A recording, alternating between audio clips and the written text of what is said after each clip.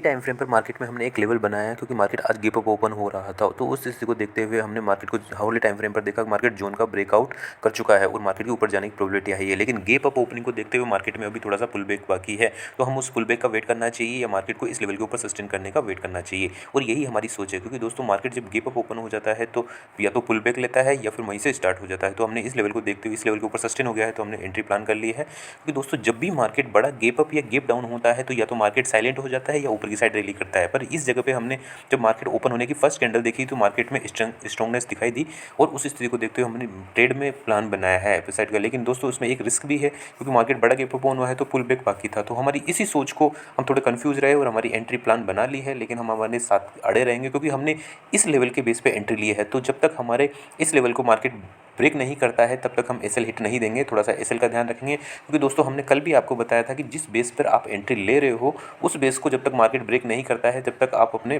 Trade के साथ बने रहे। अब हमारा ट्रेड ये है कि हमने इस लॉजिक के साथ ट्रेड लिया है कि ये जो लेवल है, ये लेवल जब तक मार्केट ब्रेक डाउन नहीं दे देता है जब तक हम मार्केट में बने रहेंगे। यहाँ देखिए, हमने ट्रेड लेने के बाद मार्केट अपनी डायरेक्शन में जा रहा है तो हमें थोड़ा सा हैप्पीनेस हो रही है, हमारे इमोशंस हमारे साथ दे रहे हैं कि हम प्लस में चल रहे हैं। लेकिन दोस्तों मार्केट में हमारे इमोशंस और हमारे पेशेंस को और हमारे डिसिप्लिन को हमें साथ रखना पड़ता है, क्योंकि दोस्तों मार्केट डायनेमिक है, हो सकता है ये वापस रिवर्स कर अपने एसएल को हिट कर दे। तो हमें उस जगह ये सोच नहीं लानी है कि यार हम काश हम पहले ही निकल जाते, क्योंकि दोस्तों अगर आप अधूरी जगह निकलोगे या अपने टारगेट से पहले निकलोगे तो वो आपकी साइकोलॉजी उसी तरह की बन जाएगी और उसी जगह पर जैसे ही मार्केट एक रेड कैंडल बनाएगा तो आप तुरंत ट्रेड से एग्जिट हो जाओगे। ऐसी साइकोलॉजी आपकी डेवलप करेगा मार्केट। तो हमें दोस्तों उससे बचने के लिए हमें अपने डिसिप्लिन और टारगेट तक का वेट करना चाहिए। अपने इसको ट्रेड को 15 मिनट पर शिफ्ट कर लिया है दोस्तों, क्योंकि 5 मिनट पर बड़ी कैंडल्स हो रही थी और ट्रेड को चलते हुए लंबा टाइम हो गया है और अपने साथ अड़े हुए हैं। अब यहाँ देखिए दोस्तों, चार्ट ने अपने ओपनिंग जो हाई बनाया है, ये हाई है, उस हाई को ब्रेक नहीं कर रहा है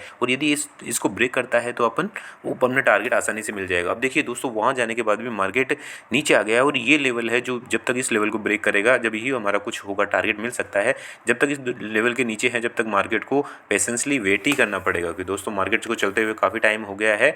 और देखिए पेशेंस, अब यहाँ दोस्तों ध्यान देने वाली बात ये है कि अगर यदि यहाँ आपका ऑप्शंस होता, आप ऑप्शंस में ट्रेड कर रहे होते तो आपको थीटा डीके का लॉस होता है।